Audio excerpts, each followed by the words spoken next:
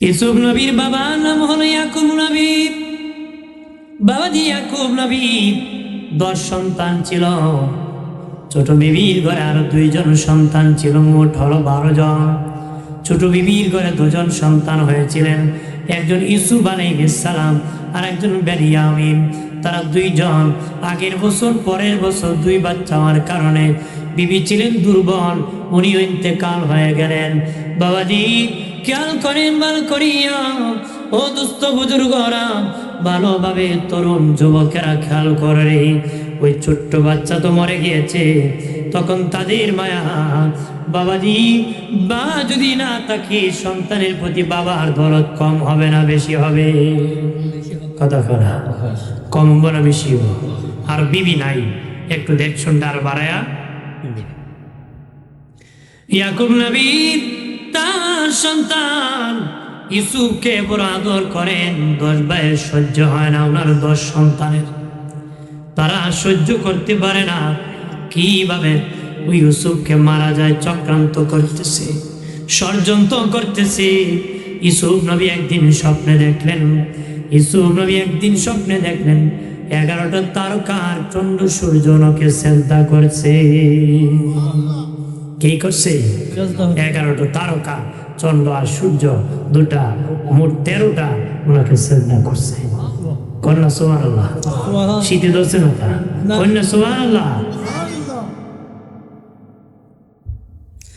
আমার বোনের বাবা ইউসুফ নবী তার বাবা ইয়াকুব নবীকে স্বপ্নের কথা বলেছেন। ইয়াকুব নবী কয়, বাবা খবর দান, এটা নবুয়তির স্বপ্ন, কারো কাছে বলবা না। তোমার বড় ভাইগণ নবুয়তির সন্তান, নবীর সন্তান, স্বপ্ন বললে বুঝে ফেলবে তুমি যে নবী হবে। তুমি যে কি হবে স্বপ্ন কইও না। 11 আর 13টা মানে কি? 11 ভাই, তারকা দিয়ে হলে 11 ভাই, 11 তারকা দিয়ে 11 ভাই, চন্দ্র আর সূর্য মার বাপ, মোট 13 জন ওনাকে সেজদা করছে। কয় না সুবহানাল্লাহ? আরো জবানটা খুললা আরো জোরে কম জোর নাই, খাইছেন না?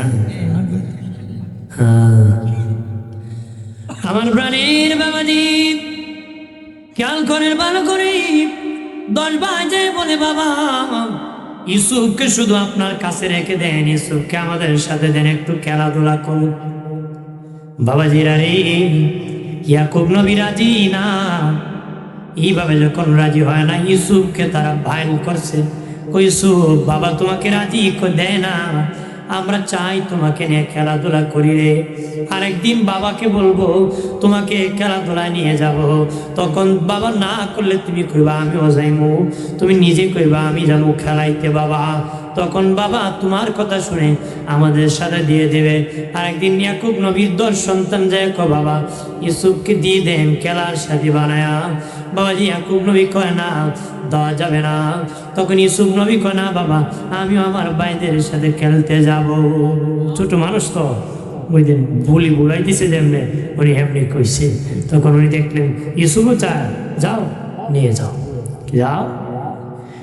ওই ইউসুফ নবীকে নিয়ে তারা 10 ভাই চক্রান্ত করল, ওনাকে হত্যা করে ফেলবে। বড় ভাইয়ের নাম হলো ইয়াহুদা। বড় ভাই তো তার অন্তরটা একটু দিলটা নরম, কয় ডাইরেক্ট মারার দরকার নাই, কুয়ার মধ্যে নিক্ষেপ করে দে। নিজের হাতে ভাইকে খুন করব এটা হতে পারে না, ডাইরেক্ট ইনডাইরেক্ট কুয়ার মধ্যে ফেলে দাও। ঠিক কুয়ার মধ্যে যখন ফেলে যাবি, ইউসুফ নবীর কাপড় চোপড় গুলা খুলে ফেলতেছে, কুয়ার মধ্যে নিক্ষেপ করে দিবে। আল্লাহ বলেন জিবরিল যাও রে যাও, আমার ইউসুফকে কুয়ায় পড়ার আগে জিবরিল তোমার কুলে উঠায় নাও। কে করো? তোমার কুলে উঠাও, ওটা একটা পাথরের মধ্যে বসাও। বিশাল বড় পাথরের মধ্যে ইউসুফ নবীকে বসানো হলো। আল্লাহ কই, জিবরিল দেখো ইউসুফের গলায় একটা তাবিজ আছে। ইউসুফের গলায় কি আছে? জিবরাইল ইউসুফের গলায় একটা তাবিজ আছে, ওই তাবিজের ভিতরে একটা জামা আছে, জান্নাতি জুব্বা। যে জুব্বা ইব্রাহিম নবীকে যখন উলঙ্গ করে আগুনে ফেলে দেওয়া হয়েছিল, তখন আমার আল্লাহ ইব্রাহিম খলিলুল্লাহকে জান্নাতি জুব্বা পরায় দিয়েছিলেন। তখন জান্নাতি জুব্বা পরায় দিয়েছিলেন। ওই জুব্বাখানা আস্তে আস্তে ইয়াকুব নবীর কাছে এসেছিল। ইয়াকুব নবী তাবিজ আকারে ইউসুফ নবীর গলার মধ্যে রেখেছিলেন। জান্নাতি জুব্বা বাবা চাললে অনেক বড় হয়, ছোট করলে অনেক ছোট হয়। জিবরিল তাবিজ খুলে ইউসুফ নবীকে জান্নাতি জুব্বা পরায় দিছে। সুবহানাল্লাহ। আর প্রাণের বাবাজি 10 ভাই বলে, বাবার কাছে কি বলবো রে, বাবার কাছে কি বলবো, কেমনে বলবো, ভাইটা মরে গেছে, কেমনে যুক্তি করে। আমরা বলবো, বাবা ইউসুফ তো ছোট মানুষ, খেলতে পারে না, খেলার মাটির কিনারে বসে রেখেছিলাম, আমরা খেলতেছি, একটা বাঘ আসিয়া ইউসুফকে ধরিয়া নিয়ে গেছে। আর জামাগুলা দেখাবে, জামা কাপড় তো খুলে ফেলছে, একটা ছাগলের বাচ্চা জবাই করে রক্ত জামার মধ্যে লাগাইছে। বাবা যদি বলে, সন্তান আমার সন্তানে বাঘে খাইছে, প্রমাণ কি? তখন জামা ধরে দিবে, দেখো বাবা ইউসুফের রক্ত লেগে আছে, বাঘে খেয়ে ফেলছে। কি ফেলছে? নাউজুবিল্লাহ। কওনা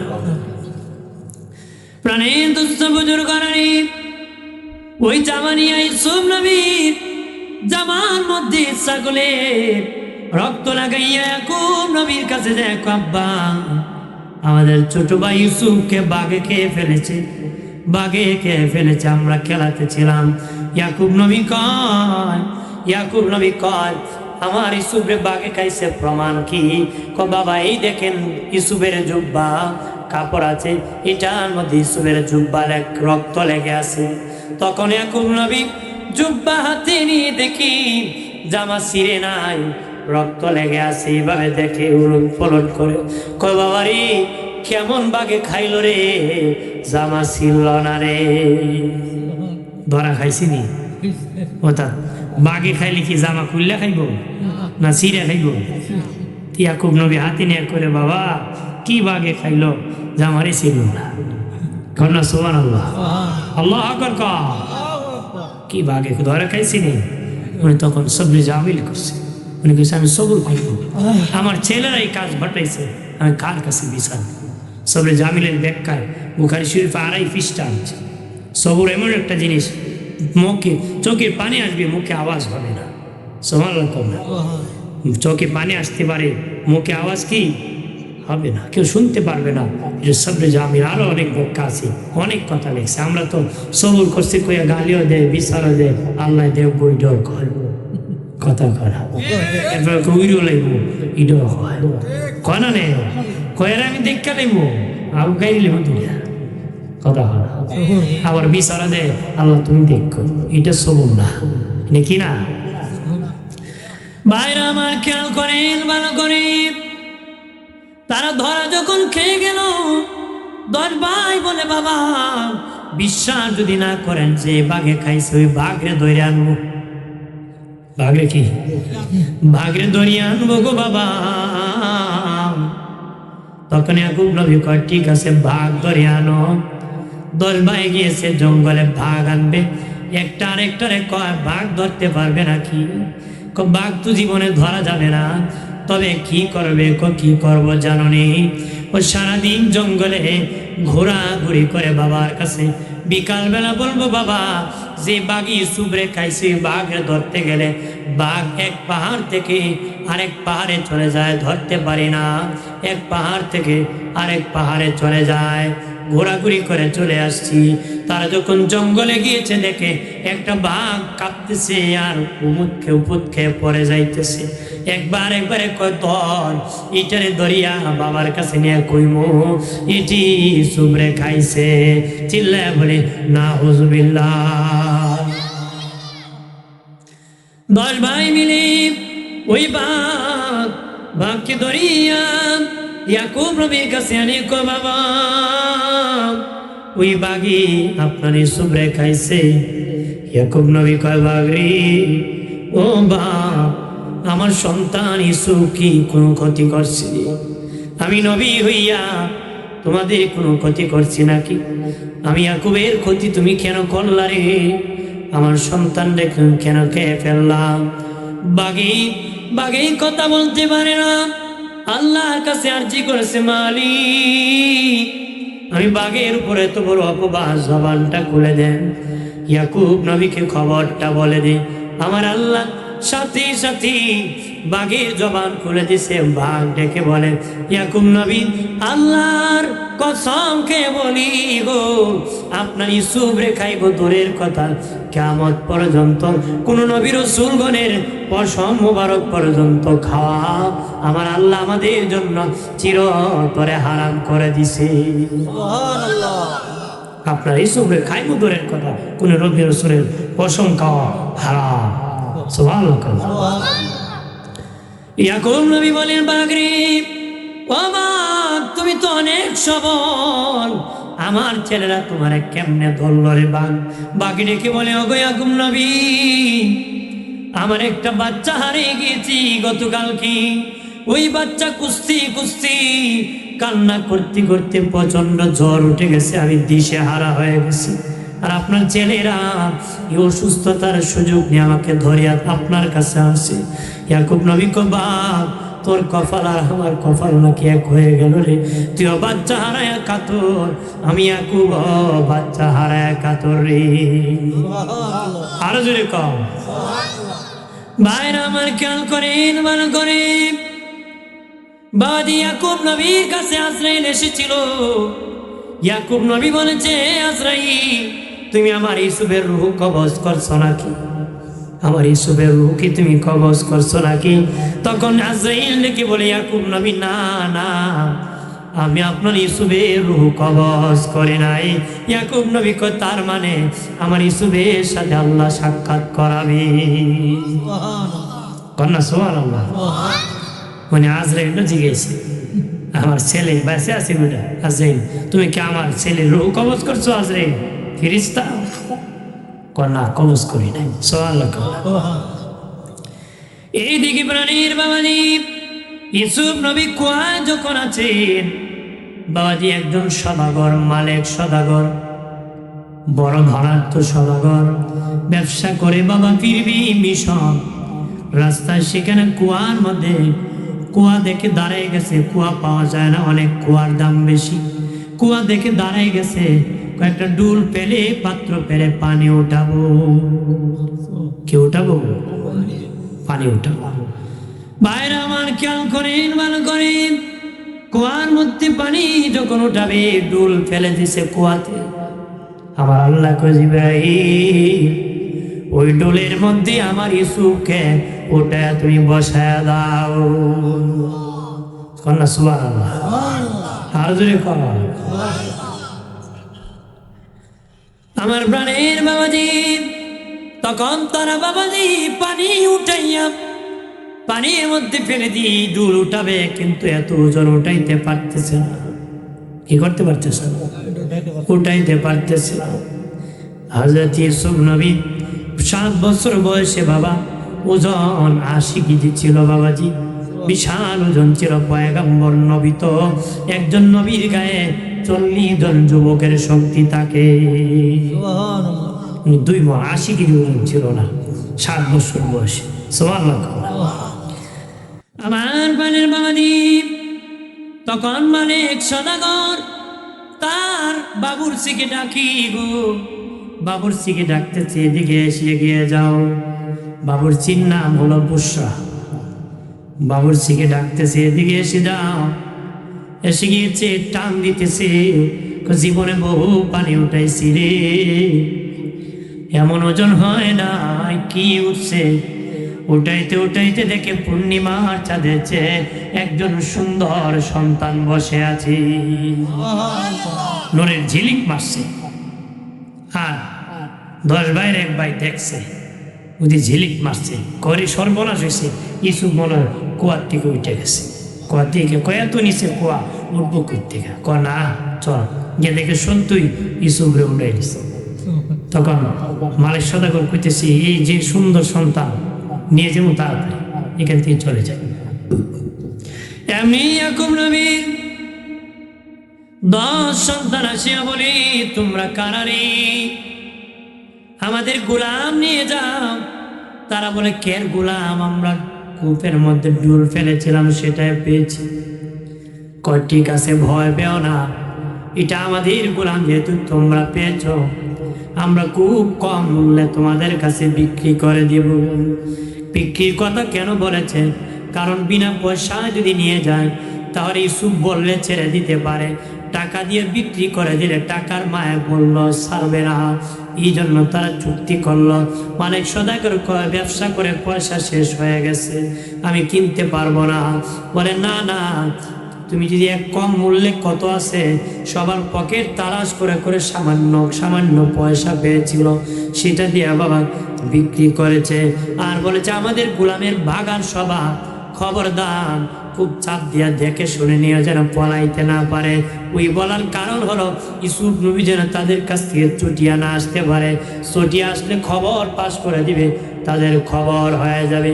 ঠিক তারা তখন বাবা একজন আরেকজনের কয়, এখানে তাবু রাইখা লাভ নাই, এখান থেকে বহু দূর গিয়ে তাবু টাঙ্গে আমরা রেস্ট নিব। চলে গেল বাবাজি মিশর, যেতে যেতে রেস্ট নিয়ে মিশর চলে গেল। ওই ইউসুফ নবীকে যখন নিয়ে গেল, লোকেরা ইউসুফ নবীকে দেখে বেহুশ হয়ে গেল। উটের পিঠে ইউসুফ নবী বসে আছে, মানুষ বেহুশ হয়ে দৌড়াইতেছে দৌড়াইতেছে ইউসুফ নবীকে দেখবে। তখন বাবাজি, ও বাবাজি, মিছিল সহকারে পিছনে যেতেছি। তখন বাবা ওই মালিক সদাগরের বাড়িতে মানুষ ঘেরাও করেছে। মালিক সদাগর কয়, আমার ইউসুফকে দেখাবো, তোমরা একটু সময় দাও, তাকে গোসল করাবো, সুন্দর কাপড় পরাবো। গোসল করাইয়া সুন্দর কাপড় পরাইছি। আর বলে, এমনি এমনি দেখাবো না, ইউসুফের চেহারা দেখলে 1 পয়সা করে মুখ দেখার ফিস দিতে হবে। কি দিতে হইব? ফিস দিতে হইব। মানুষ কয়, দেখলই আমরা, কি হইল? দেখলই মানুষ দলে দলে ফিস দিয়া বাবা ইউসুফ নবী চেহারা দেখেছি, বহু টাকা হয়ে গেছে মালিক সদাগরের। ফিস দিতে পেতে পেতে বাবাজি মালিক সদাগর মিশর গোলাম বাজারে ইউসুফকে বিক্রি করে দেব। মালিককে বলল, ডুল পিটায় দেয়, বলে দেয় যে ইব্রানি একটা গোলাম বিক্রি হবে, চন্দ্র সূর্যের চেয়ে আরো সুন্দর ইব্রানি একটা গোলাম বিক্রি হবে মিশরের গোলাম বাজারে, এই মর্মে ডুল পিটায় দাও।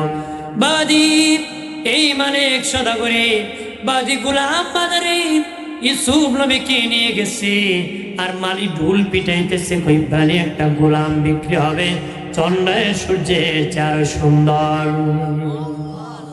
আল্লাহ এখানে আবার আইব, ওদের ঢুল ফিটাইতেছে, খেয়াল থাকবো না। এই যুগী একজন ধনী লোক ছিল, বাড়ি ছিল হাজির মুলকে শাহ, বাড়ি কি মুলকে শাহ। তার একটা কন্যা ছিল, নাম হলো জুলাইকা। নাম কি? বাড়ি হলো মুলকে শাহ। ওই জুলাইকা বাবাজি যখন বিয়ের উপযুক্ত হলো, বিয়ের বয়স হয়ে গেল, রাতের বেলা স্বপ্নে দেখলো পূর্ণিমার চেয়ে সুন্দর একটা ছেলে তার ঘরের দরজা। প্রথম দিন, দ্বিতীয় দিন, তৃতীয় দিন আবার দেখি, বন্ধু তুমি প্রতিদিন দেখা দাও, বাড়ি কই গো, পরিচয় দাও, তোমাকে সাথে সাক্ষাৎ করব। উত্তরে কয়, মিশরে। আজই যে মিশরের দরবারে আসলে আমার সাথে সেখানে তোমার সাক্ষাৎ হবে।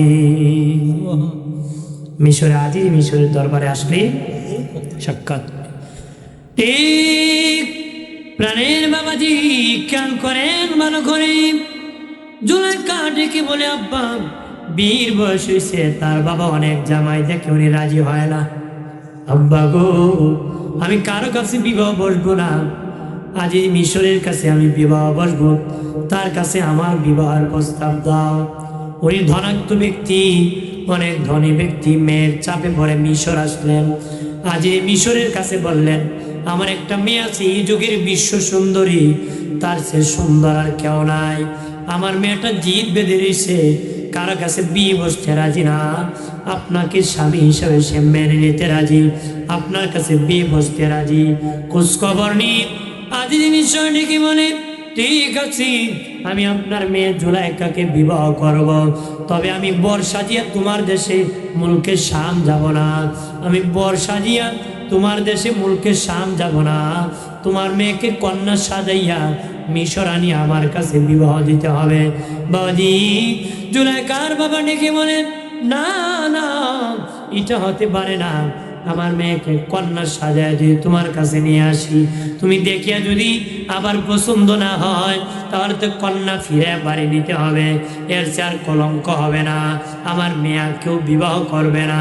আজি মিশর বলে, না না, আমিও বর্ষায় যে তোমার দেশে যাব না। তোমার মেয়েকে কন্যা সাজায় যদি আমার দেশে আনতে পারো, আমি বিবাহ করতে রাজি। জুলাইখার বাবাজি মুলকে শাম চলে গেছি।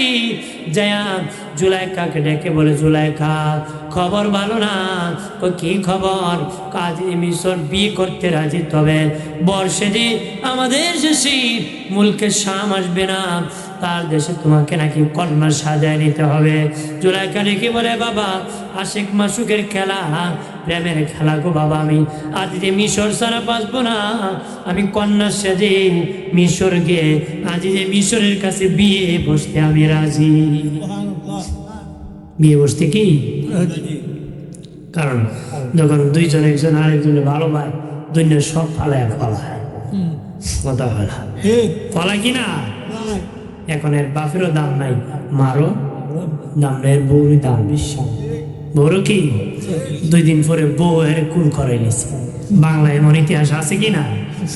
ওর কোন হইতেছে, মার্ডার হইতেছে, কথা কোন ঠিক কিনা? আছে কিনা? এগুলো করবেন না, মা বাবাকে খুশি রাখবেন, বেগমকে খুশি করবেন। মার হালকা বাইরে আমার খেয়াল করেন ভালো করে। ও বাবাজি, এই দেখি জুলাইখার বাবা ডেকে বলে, মা ঠিক আছে, আমি অনুমতি দিলাম, তুমি চলে যাও, তবে আমি যাব না। তোমার সাথে আমি মিশর যাব না। তোমার সাথে সখীকে দিয়ে দিলাম, তাকে লইয়া তুমি মিশর চলে যাও। কন্যা সাজিয়া বাবাজি সখীকে লইয়া মিশর যখন চলে গেছে, আজিজে মিশরের দরবারে সিংহাসনের চেয়ারে আজিজে মিশর বসে আছি। তার চেহারা দেখে দেখলো, বাবা স্বপ্নের বন্ধু না রে, সে তো আমার স্বপ্নের বন্ধু না। বাবার রাজপ্রাসাদ ছাড়িয়া যার জন্য এসেছি তারা তো পায় নাই। মুখ বেজার, মুখ কি কেন্দ্র বাবাজি আজিজে মিশর চেহারা দেখে পাগল হয়ে গেছে বিবাহ করার জন্য। জুলাইখার চেহারা দেখে বেহুশ হয়ে গেছে বিবাহ করত, কিন্তু জুলাইখা রাজি না। জুলাইখা আমি যে বন্ধুর জন্য এসেছি ওইটা তো আমার বন্ধু না রে। সখী কয়, বন্ধু ও জুলাইখা কই যাইবা? দেশে ফিরে গেলে লজ্জা, আর যেহেতু স্বপ্নে বলেছে সেখানে পাইবা, এখানে অবস্থান করলে তোমার ওই স্বপ্নের বন্ধুর খবর পাইবারে। একটু অবস্থান করে দেখো পাইতে পারো। কি করো? প্রস্তাবে রাজি বিয়ে বসে দাও। প্রস্তাবে রাজি কি খুব ধুমধাম করে আজিজে মিশরের সাথে বিবি জুলাইখার বিবাহ হয়েছে। কন্যা আমার বানের বাবাজি বিবাহের পরে আমার আল্লাহ সুবহানাহু ওয়া তাআলা আজিজে মিশরের যৌবন শক্তি নিয়ে নিছে। বাবাজিরা রে, তার পুরুষত্ব নিয়ে গেছে। জুলাইখা বাসর করে দেখে আজিজে মিশরের কোনো ক্ষমতা নাই। মনে মনে কয়, এমন একটা জামাই তুই আমার দরকার,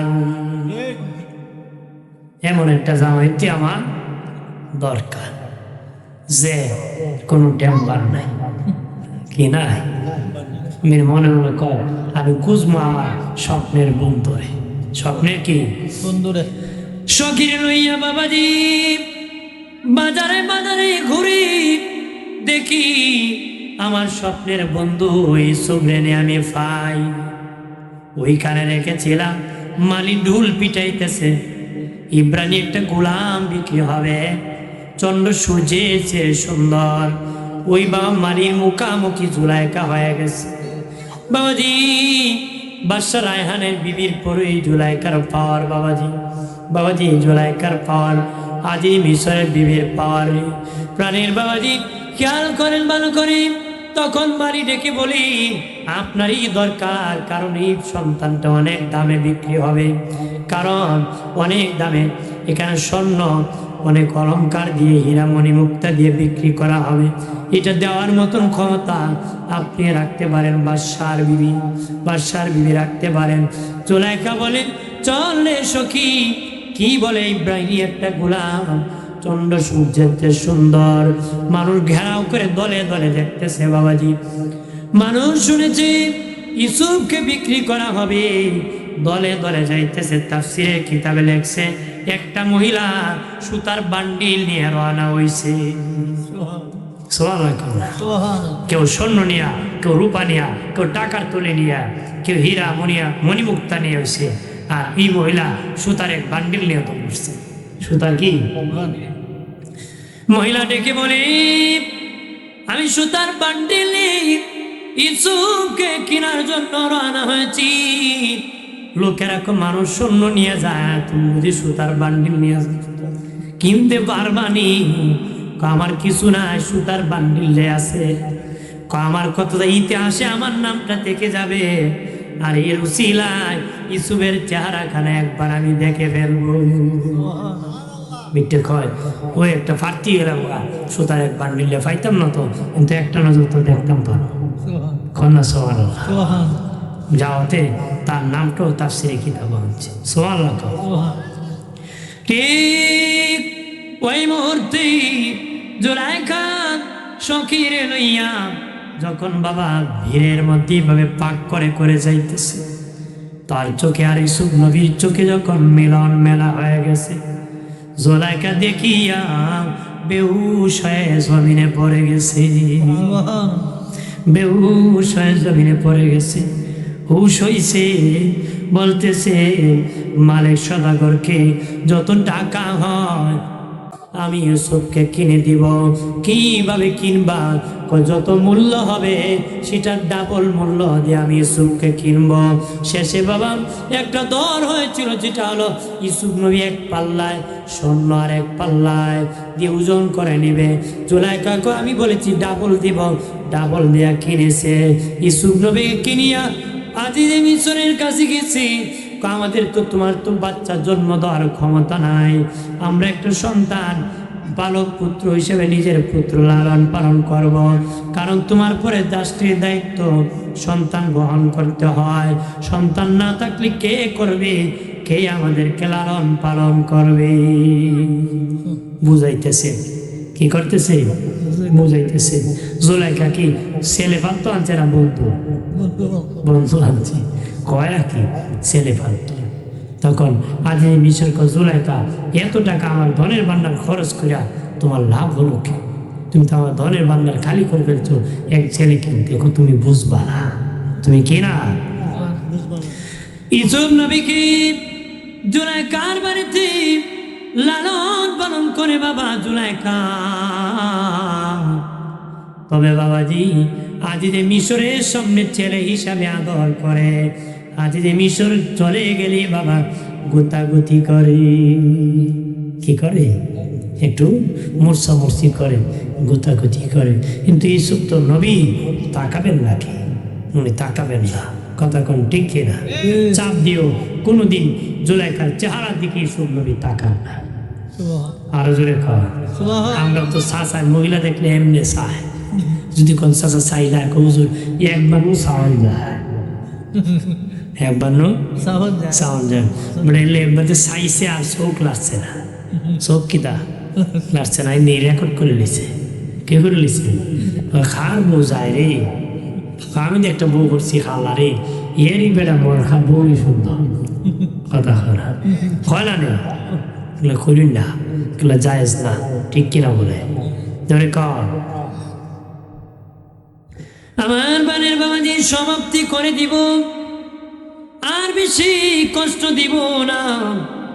জুলাইখা বাবা ইউসুফ নবীর জন্য একটা কামরা বানালো, যেহেতু ইউসুফ নবী তার চেহারার দিকে তাকান না, তার যন্ত্রণা, তে ধনের ভান্ডার খালি করে ইউসুফকে কিনে এনেছি, ইউসুফ আমার দিকে নজর দেয় না, এই জন্য একটা কামরা বানাইছে, গোপন কামরা, বিশাল বিল্ডিং।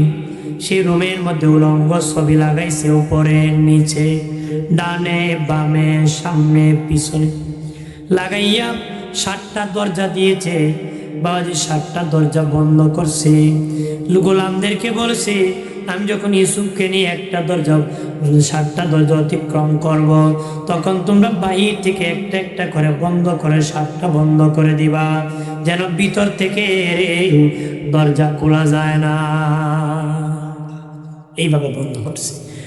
প্রাণের বাবাজি ইউসুফ নবীকে নিয়ে যখন কাজ কামরা ঢুকেছে, ইউসুফ নবী তখন সামনে তাকায় দেখে উলঙ্গ ছবি, বামে তাকায় দেখে উলঙ্গ ছবি, ডানে তাকায় দেখে উলঙ্গ ছবি, উপরে তাকাইছে দেখে উলঙ্গ ছবি, পিছনে তাকায় দেখে উলঙ্গ ছবি, একবার নিচে তাকায় দেখে উলঙ্গ ছবি। দেখে হযরত ইউসুফ নবী চোখ রাখতে পারতেছেন না, শেষে জুলাইকার দিকে তাকাইছেন। জুলাইকা কইসু, মনে বড় দুঃখ, তুমি আমার দিকে একদিনও তাকাও নাই, এই জন্য আমি কামরা বানাইছি তোমার সাথে সাক্ষাৎ করার জন্য রে। তোমার জন্য কি ভাইরা আমার খেয়াল করেন, ভালো করে, মহিলারা বদনাম রটেছিল। জুলাইকা ইউসুফকে এত আদর কেন করে, মুলাইকা এত আদর করে? তখন বাবাজি জুলাইকা মহিলাকে আঙ্গুর ফল, বানার ফল কাটতে দিয়েছিল, চাকু দিয়েছিল বাবা, আর বলছিল ফল কাটো। ফল কাটতেছে, ইউসুফ নবীকে দাঁড় করায় দিছে। তারা ইউসুফ নবীর দিকে তাকায় ফল কাটতে কাটতে আঙ্গুর খেলে ফেলছে, আঙ্গুর খেলে ফেলছে। জুলাইকা ডেকে বলে, ইউসুফকে এক নজর দেখিয়া যদি তোমরা হাত কেটে দাও রে, ইউসুফের নিজ হাতে গোসল করাইছি, নিজ হাতে কাপড় পরাইছি, নিজ হাতে তৈল মাখায় দিছি, এত আদর করেছি, বলো আমি ইউসুফকে দেখিয়া কেমনে থাকবো রে, কেমনে থাকবো আমি? তোমরা যদি হাত কেটে ফেলো, আঙ্গুল কেটে ফেলো এক নজর দেখে। তখন মহিলাদেরকে বলেছিল, মহিলারা, আমার পক্ষে তোমরা ইউসুফের কাছে একটু সুপারিশ করো, সে যেন আমাকে বিয়ে করতে রাজি হয়ে যায়, আমার সাথে সম্পর্ক করতে রাজি হয়ে যায়। মহিলারা কয় ঠিক আছে, আমরা আপনার পক্ষে সুপারিশ করতেছি। একজন একজন করে ইউসুফ নবীর সাথে সাক্ষাৎ করেছে, 10 জনই সাক্ষাৎ করেছে। তাফসীরে কিতাবে এসেছি তারা বাবা জুলাইকার পক্ষে বলে নাই, তারা জুলাইকার পক্ষে যায় না। যতটা মহিলা ইউসুফ নবীর কাছে গিয়েছিল জুলাইকার পক্ষে বলার জন্য, তারা যায় বাবা নিজেদের বিয়ের প্রস্তাব ইউসুফ নবীকে দিছে। কি করছে? কইতো জুলাইকা পাঠাইছে, তার পক্ষে কইতো না, কয়ে গা কয় আমারও বিয়া করো, আমারও বিয়া করো, আমারও বিয়া করো। কথা আল্লাহ এবার কইছে। ভাইরা আমার খেয়াল করেন, ভালো করে, ইউসুফ নবীর দিকে যখন জুলাইকা এগিয়ে যেতেছে, ইউসুফ নবী কয় জুলাইকা আমার বাপ নবী, আমার দাদাও নবী, আমরা পয়গম্বরের বংশধর, আমরা এই কাজ করি না, এই কাজ করি না। আল্লাহকে বলে আল্লাহ সাহায্য দান করো। আল্লাহকে ইউসুফ দৌড় মারো, দরজার দিকে ইউসুফ নবী দৌড় মারছে। বাজি সাহায্য চাবো আমি, সাহায্য করবে কে? আল্লাহ। কথা বলো আল্লাহ। ওই মুহূর্তে ইউসুফ নবী দরজা দেখে যখন দৌড়তেছি, জুলাইকা ইউসুফ, জুলাইকা কয় ইউসুফ, দৌড়ে লাভ নাই, সব দরজা বন্ধ। ইউসুফ নবী প্রথম দরজার সামনে গেছে, যাইতে দেরি, দরজা খুলতে দেরি নাই। দ্বিতীয়, তৃতীয়, চতুর্থ, পঞ্চম, ষষ্ঠ, সপ্তম, 7 দরজা খুলে গেছে। জুলাইকা দেখে দরজা খুলে গেছে, পিছন দিক থেকে দৌড়ে আর কয় কত কষ্টের সাধনা, কত লক্ষ টাকা খরচ করে আমি বিল্ডিং বানাইছি, বন্ধুর সান্নিধ্যে যাব। দৌড়তে দৌড়তে শেষ দরজায় যখন আসছি, দৌড়ে আসিয়া পিছন দিক থেকে ইউসুফ নবী খলারে ধরছে, আর মুসকে পড়ে গেছে। ইউসুফ নবী পড়ে গেছে, জুলাইকাও পড়ে গেছে। দৌড়ের দিয়ে একটা হয়রান এরকম উঠে গেছে বাবাজি। আর এই মুহূর্তে আজিজে মিশর হাজির হয়ে গেছে। আজিজে মিশর কি? আজিজে মিশর ডেকে বলে, রে বিবি খবর কি? ওই অবস্থা কি তারে? কি রে বিবি এরকম অবস্থা কেন? জুলাইখা দিশমিশ না পায় কয়, স্বামী এটা ছেলে হিসাবে লালন পালন করতেছি, আর ওইটা আমাকে কুপ্রস্তাব দিয়েছে। চিল্লা এখন নাউজুবিল্লাহ। কই গোলামটা এটা খারাপ, আমার সঙ্গে খারাপ আচরণ করছে। বাবাজি ইউসুফ আলাইহিস সালাম বেকার হয়ে গেলেন। না না, আমি পয়গম্বর, আমি এই কাজ করতে পারি না। কিন্তু বাবা কোনো সাক্ষী আছে নাকি? কোনো সাক্ষী নাই। তখন ইউসুফ নবী কয়, না আমি এই কাজ করি নাই। জুলাইখা কয়, আমিও করি নাই, ও করতে চাইছে। আজিজে মিশর চিন্তায় পড়ে গেল, এই ছেলে তুই কাজ করতে পারে না, কি করতে পারি, কি করতে পারে ভাবতেছে। এই মুহূর্তে জুলাইখা ইউসুফ নবী আল্লাহ বলেন, ইউসুফ বলো আমি দোষী না, আমার সাক্ষী আছে। কি আছে? ঘটনা শূন্য। মানুষ চতুর্দিকে দাঁড়াই গেছে। চতুর্দিকে কি? ইউসুফ নবী বলেন, আমার সাক্ষী আছে। এবার আজিজে মিশর ইউসুফ তোমার সাক্ষীকে? কই তো কোলের মধ্যে একটা শিশু বাচ্চা আছে, ওই বাচ্চা আমার সাক্ষী।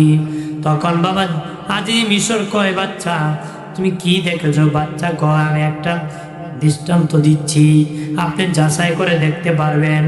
দেখো ইউসুফের জামা সামনে চিরা না পিছনে চিরা? যদি সামনে চিরা হয় ইউসুফ দোষী, পিছনে চিরা হলে জুলাইখা দোষী। আজিজে মিশর তাকায় দেখে পিছনে চিরা, জুলাইখা তুমি দোষী। বিবির বিপক্ষে স্বামী রায় দিয়ে দিছে। কার বিপক্ষে? জুলাইখার বিপক্ষে, ইউসুফ নবীর পক্ষে। জুলাইখার বিপক্ষে, ইউসুফ নবীর পক্ষে। বলতো বেড়া গাল ফুলে দিছে। জুলাইখা কি করছে? রাতে যখন ঘুমাইতে গেছে খবর করে দিছে। কি করে দিছে? খবর দিছে, বাঁকা করে দিছে।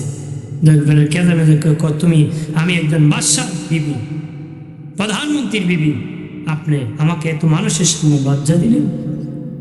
কি করতে পারে? তুমি যেটা করবা এইটি করবো। এই মুহূর্তে বলবো আগের বিচার ঠিক না, ইউসুফকে এই অপরাধে জেলখানায় বন্দি করতে হবে। জুলাইখার ভাবছে যে ইউসুফ যেহেতু এতে রাজি না, জেলখানায় বন্দি করবো, আমি জেলখানায় সাক্ষাৎ করে কোনো দেখো, যদি প্রস্তাবে রাজি হও তাহলে আমি তোমাকে জেলখানাতে বার করবো। কি করবো? বাবাজি বুদ্ধি চালাকির গলায় ধরি। ও বাবাজি, জেলখানার মধ্যে ইউসুফ নবীকে যখন দিয়ে দিছে, ইউসুফ নবী আল্লাহর কাছে দোয়া করছে, আল্লাহ আমাকে জেলখানায় কবুল করো, জেলখানায় নিরাপদ। আমার আল্লাহ দোয়া কবুল করে ফেলছি। ইউসুফ নবী বের হয় না। আর এদিকে বাবা আজিজে মিশর বাবা মরে গেছে, জুলাইখার পাওয়ার কমে গেছে। জুলাইখা থেকে স্বামীও নাই, বন্ধুরও জেলখানায় বন্দি করাইলাম, সারানোর মতন ক্ষমতা নাই। যে সম্পদ ছিল রে মা বাবাজি, জুলাইখা ইউসুফ নবীর জন্য পাগল হয়ে গেছে। ইউসুফ ইউসুফ বলে, জুলাইখার সামনে কোনো মানুষ যদি ইউসুফ ইউসুফ কয়, তারা জুলাইখা দান করে। আর কি আমরা দেশে বলুক আছে না, যদি কোন ভাই আপনার মতন দানশীল কে আছে, কইলি বেটা হয়ে সাখা সাখা কথা হয় না, মানে ফার্ম দিলই হেঁটে হাতে, ফার্ম দিলে কি ফুলে খালি ফুলে কথা হয় না। তো জুলাইখার কাছে গিয়ে কইলি খালি ইউসুফ ইউসুফ জিজি কি করে, জুলাইখা খুশি হইয়া দান করে। করতে করতে একদম নিঃস্বয় অসহায় হয়ে গেছে। ঝুপড়িতে জঙ্গলে রাস্তার কিনারে একটা ঘর বানাইছে। একদম যৌবন শক্তি লবণ্যতায় শিখেছে, চেহারায় চুল পেকে গেছে, বুড়ি হয়ে গেছে। আর মিশরের বাদশা বাবার স্বপ্নে একটা স্বপ্ন দেখেছি। স্বপ্নের তাবির কেউ দিতে পারে না। একজন জেলখানে একজন আছে যার নাম ইউসুফ, সে সুন্দর স্বপ্ন বলতে পারে। বাদশা তাকে বলল, স্বপ্ন বলো। স্বপ্নের শেষ ব্যাখ্যা হলো, সমাপ্তির দিকে শর্ট করে বলতেছি।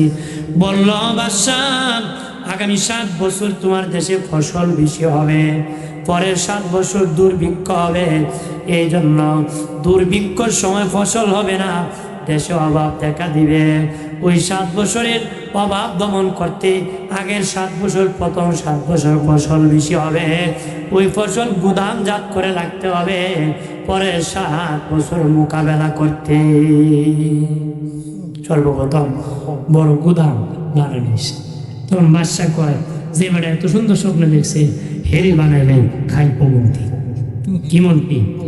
উনি আসছিল জেলে, দান করে বানিয়েছে খাদ্যমন্ত্রী। কি মন্ত্রী? উনি খাদ্যমন্ত্রী হয়ে 7 বছর মাল জমাইছে আর অভাব দেখা দিছে। কি দেখা দিছে? অভাব দেখা দিছে। পরে মোকাবিলা করতেছে, বিভিন্ন দেশ থেকে রিলিফ নেওয়ার জন্য সেখানে আসতেছে মিশর। বিভিন্ন দেশ থেকে কি, কারণ মিশর ধনী তখনও, এখনো তখন তখন দলে দলে রিলিফ নেওয়ার জন্য। আমরা দেশে আনে না রিলিফ, অন্য দেশ থেকে, গরিব দেশগুলাতে অন্য দেশ থেকে আনা হয়। রিলিফ নেওয়ার জন্য যাইতেছে। তখন ইউসুফ আলাইহিস সালাম রিলিফ দান করে। পরে যিনি বাদশা ছিল উনি কয়, দরকার নাই, তোমার বাদশাহী দান করে দিলাম। পরে উনি মিশরের বাদশা হয়েছেন। মিশরের কি বাদশা হয়েছেন। বাদশা হওয়ার পরে রিলিফ দেন। তখন রিলিফ নিতে ওনার ওই 10 ভাইও গেছে। 10 ভাইও কি গেছে। 10 ভাই বাবারে কুছে, বাবা মিশরের বাদশা শুনছি খুব ভালো মানুষ, উনি খুব কম মূল্যে রিলিফ দেয়, খুব কম মূল্যে রিলিফ দেয়, আমরা সেখানে যাই। তো তারা এখানে গেছে। ইউসুফ আলাইহিস সালাম দেখে চিনছে উনি পয়গম্বর না নবী, কারণ উনি জেলখানায় যখন ছিলেন, জেলখানায় ওনার কাছে জিবরিল দেখা করছিল। কন্যা সুবহানাল্লাহ। জেলখানায় কি জিবরিল দেখা করেছিল। উনি জিবরিলকে বলেছিলেন, হে জিবরিল, আমার বাবা কি বেঁচে আছেন? হ্যাঁ, আপনার বাবা বেঁচে আছেন। আমার বাবার সাথে কি আমার সাক্ষাৎ হবে? হ্যাঁ, আপনার সাক্ষাৎ হবে। আরো জোরে কর। তখন 10 ভাইরে উনি জিগায়, তোমরা কই থেকে আসছো? ওই দেশ থেকে আসছি। তোমরা কয় ভাই? আমরা আসতাম 12 ভাই। কয় ভাই? 12 ভাই। এখন কয় ভাই? আছি 11 ভাই। আরেক ভাই আমরা সাথে গেছি, খেলাধুলা করতো, কিনারে বসাইছিলাম, খেলাধুলা করতেছি, তারে বাঘে খাইলেছি ছোট কালে, এই জন্য আছি আমরা 11 ভাই। কারে কয়? ইউসুফ নবীরে কয়। কয়েক বাইরে বাঘে খাইলেছে। তো তোমাদের বাবার আসেননি পেয়েছে? আমাদের বাবা আছেন, কিন্তু ওই যে আমাদের ভাই একজন হারিয়ে গিয়েছিল, বাঘে খেয়েছিল, ওই ভাইয়ের চিন্তা আমার বাবা কাঁদতে কাঁদতে চোখের দৃষ্টিশক্তি হারিয়ে ফেলছে। তখন ইউসুফ নবী কইল, হে তাদেরকে মাল বাড়ায় দাও। তাকে কি বাড়ায় দেওয়া হলো, আর একটা জুব্বা হাদিয়ে দেওয়া হলো, যে তোমাদের বাবা ইয়াকুব নবীকে বলল মিশরের বাদশাহ যে আপনাকে একটা জুব্বা হাদিয়া দিছে। আল্লাহ তখন ইউসুফ নবীকে হুকুম করছে, আপনি আপনার বাবাকে আপনার এখানে দাওয়াত করেন। এর আগে 7 বছর উনি শাসন করছে, কিন্তু এত বছর শাসন করছে উনি বাবাকে আনেন নাই, কারণ আল্লাহ হুকুম করেন নাই। ওই সময় আল্লাহ হুকুম করছেন দাওয়াত করেন। তো জুব্বা যখন নিয়ে গেছে, ইয়াকুব নবী জুব্বা হাতে নিয়ে করে সন্তানরা, এই জুব্বা তো আমার ইউসুফের গান পাইতেছে। কারণ সুবহানাল্লাহ, জুব্বাতে কার গান? যখন জুব্বাতে চুমু খাইছে, চোখে লাগাইছে, ওনার চোখ দৃষ্টিশক্তি ফিরে গেছে। ইয়াকুব নবীকে ইউসুফ নবী দাওয়াত করেছেন, দাওয়াত করে নিয়েছেন। সর্বপ্রথমে বাবাকে একটা প্রশ্ন করেছিলেন ইয়াকুব নবীকে ইউসুফ নবী, বলেছিলেন, আব্বা বলেন গো, আপনি কি তকদির বিশ্বাস করেন না? ইয়াকুব নবী কয়, বাবা আমি তো পয়গম্বর, একজন মুসলমান হিসাবে তকদির বিশ্বাস করতে হয়। তখন ইয়াকুব নবীকে ইউসুফ নবী কয়, বাবা তকদির যদি বিশ্বাস করে থাকো, তুমি জানো আমার কপালে দুঃখ থাকলে তোমার পাশে দুঃখ হবে, দূরেও হবে, সুখ থাকলে কাছেও হবে, দূরেও হবে। কেন গো বাবা অযথা কান্না করছো? কি জন্য কাঁদছো? তকদির বিশ্বাস করেন না? কারণ আমার সুখ দাঁড়ে আর কাছে দূরে, দুঃখ তো যেখানে আল্লাহ রাখছে কপালে এখানে থাকবে। তখন ইয়াকুব নবী কয়, বাবা এই চিন্তায় 1 সেকেন্ড আমি কাঁদছি না। তুমি সুখে আসো না দুঃখে আসো, কোন চিন্তায়? কোন 7 বছর বয়সে আমার কাছ থেকে হারিয়ে গিয়েছে। ওই সময় আমার দায়িত্ব ছিল দিন শেখানো, তোমাকে আল্লাহ চেনানো। কিন্তু আমি ভাবতেছি আমার সন্তান আল্লাহকে ভুলে গেছে না স্মরণ করছে, এই চিন্তা, কারণ আমার তো দায়িত্ব ছিল, দায়িত্ব পালন করতে পারে নাই, এই চিন্তায় কাঁদতে কাঁদতে আমার দুইটা চোখ আমি হারিয়ে ফেলছি। তাহলে এখান থেকে শিক্ষা কি নিলাম? আপনারা আপনাদের বাচ্চাদের জন্য কান্না করবেন, চেষ্টা করবেন, সাধনা করবেন ভালো মানুষ বানানোর জন্য। আপনার ছেলেকে ভালো মানুষ বানানোর দায়িত্ব আপনার।